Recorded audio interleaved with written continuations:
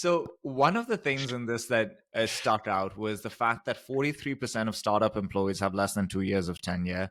It's concerning, but not surprising. Obviously, now if you're an early stage company, you've only been around 4 years. It's normal for this to happen, but the trend stayed true for companies across various stages. There are obviously benefits of good tenure. People have more context as to what you're trying to achieve, what your mission is. They're more deeply integrated into your culture. They have more expertise in terms of your space and what you guys are doing.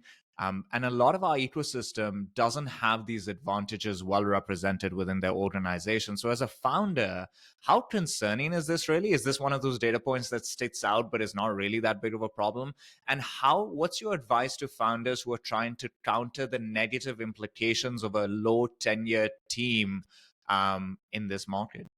I think we had this stat. I thought it was 50%, closer to 50% when we Yeah, last spoke before. about this a couple quarters ago.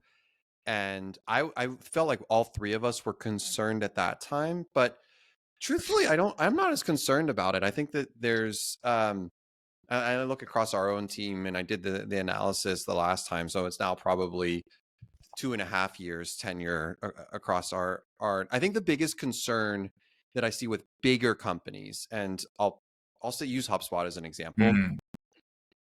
is that if you have a very complicated product, but it's a very good product, and you're learning your sliver, it's really, really hard for that middle level management to get up to speed, ramp new hires up to speed. And so if you have so many that are below 2 years, and they're looking at the last 10 years of product development and trying to play catch up, that's a pretty big challenge, organizational challenge. For That's true.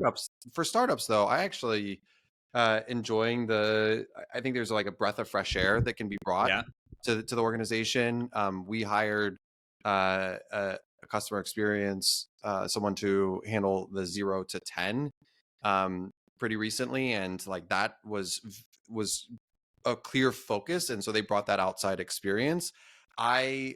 I think the specialization, as long as you're really trying to solve a real problem and job to be done and opportunity, is awesome because you're bringing a fresh set of eyes into it, and the market's really talented. I So really like your perspective on it's this. not like it's not. I'm actually that's That not was concerning at when I all. saw it again, it was kind of where my brain was going. Well, last time it was concerning a lot more.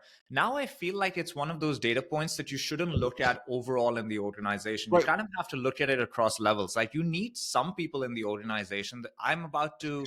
Next month is my 10 years at STA. STA needs a couple of people like me who've been around for a very long period of time, but we don't have to, everyone doesn't have to be here for a very long amount of time.